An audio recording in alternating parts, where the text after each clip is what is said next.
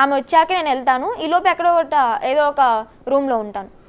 ఒక నిమిషం అగోరేమో, ఒక్కసారి మీరు వర్షిని వాళ్ళ అమ్మ పెట్టిన కన్నీళ్లు చూశారు, ఆమె గొంతులో బాధ విన్నారు, కన్నబిడ్డ దూరం అయిపోతోంది అని బాధపడుతోంది. దూరం ఏం అవ్వట్లేదు నాన్న, దూరం ఏం కావాలని ఇంటికి వెళ్తా అని చెప్పాను కదా, నెలలో ఇన్ని రోజులు పంపిస్తాను కూడా చెప్పింది. హ్యాపీగా ఇంట్లో వాళ్ళతో మాట్లాడుతుంది, ఇంటికి వెళ్తుంది, వస్తుంది. ఓకేనా, దాంట్లో నేను అలాంటి రాక్షసురాలని కూడా కాదు. హ్యాపీగా 10 రోజులు కాదు 20 రోజులు ఉంటుంది, మళ్ళీ వచ్చేస్తుంది. కాదు అగోరియమ్మ, ఇప్పుడు ఆ తల్లిదండ్రులు ఒప్పుకోవట్లేదు, ఆ పిల్ల జీవితం నాశనం అయిపోయింది అనుకుంటూ ఉన్నారు, మీతో ఏం సుఖపడుద్దని బాధపడుతున్నారు. మరి మీరే ఒక మంచి మనసు చేసుకుని మీరు ఇప్పుడు బేసిక్గా మిమ్మల్ని చూసి చాలామంది ఎంతో గౌరవిస్తున్నారు. అలాంటిది మీ చేతిలో ఒక ఆడపిల్ల బందీగా ఉండిపోతుంది అంటే ఆటోమేటిక్ మీకు కూడా బ్యాడ్ నేమ్ కదా. బందీగా లేను నేను, మీరు బందీ అని అనొద్దు ప్లీజ్. నేను బందీగా లేను, నేను ఎంతో స్వేచ్ఛ పక్షిలాగా ఉన్నాను ఆమె దగ్గర. నేను బందీగా లేను, నా ఇష్టపూర్వకంగా నేను వెళ్తున్నాను ఆమె దగ్గరికి. ఓకే, యా, అంటే నేనేది మీ మీద పడే నింద గురించి చెప్తున్నాను. నా పాపకి ఇష్టమే, ఓకే, అమ్మాయి మేజర్ కాబట్టి మీతో కలిసి ఉండడానికి. నాకు నిందలు కామన్, ఓకేనా. నిందలు అంటేనే అగోరమ్మ అంటేనే నిందలు ఉంటాయి. అన్ని చేస్తూనే అగోరమ్మ వస్తుంది, ఓకేనా. దేనికి కూడా వెనకాడే ప్రసక్తి లేదు, భయపడేది అస్సలు ప్రసక్తి లేదు. ఇప్పుడు నేనైతే ఒకటే చెప్తా అండి, నాకు కానీ అగోరమ్మకి కానీ ఏదైనా ప్రాణహాని జరిగి మమ్మల్ని బలవంతంగా ఏదైనా చేసినా కూడా మాకు థ్రెట్ ఉండేది మా ఫ్యామిలీ ద్వారా, ఆ విష్ణు ద్వారా.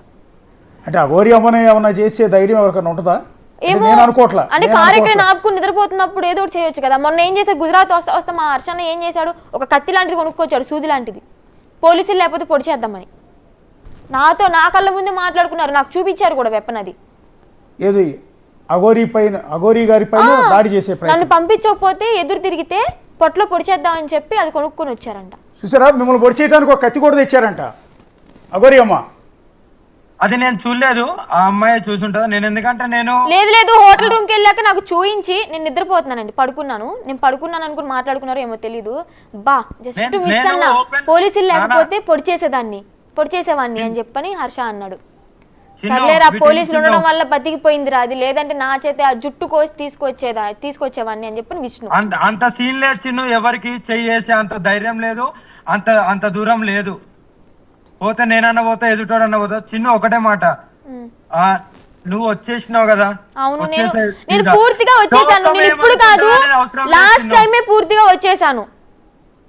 చిన్ను ఇటు విను, లోకం ఏమనుకుంటది, పక్కోలు ఏమనుకుంటారు అనేది అవసరం లేదు, ఓకేనా. పెళ్ళైంది కదా, పెళ్ళైంది, నీ ఇష్టపూర్వకంగా నన్ను స్వీకరిస్తున్నావు, నా ఇష్టపూర్వకంగా నిన్ను స్వీకరిస్తున్నాను, మన ఇద్దరు మనసులో కలిసారు. సో